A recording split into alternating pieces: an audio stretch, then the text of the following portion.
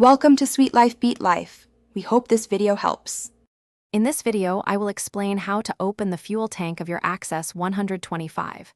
To begin, you'll use your scooter's ignition key. The fuel tank on the Access 125 is designed for a simple, integrated opening process. You just need to locate the specific release mechanism, which is conveniently positioned near the main ignition slot. This method ensures security and ease of access for refueling. Once your key is in the ignition, turn it fully clockwise. You'll feel a distinct click as it reaches the open position. This action activates the release mechanism for the fuel lid. The lid should then pop open smoothly, allowing you to access the fuel tank for refueling. Remember, this integrated system means no separate levers or buttons are needed. If the fuel lid doesn't open immediately, don't worry. First, double-check that your key is completely inserted and turn to the furthest open point.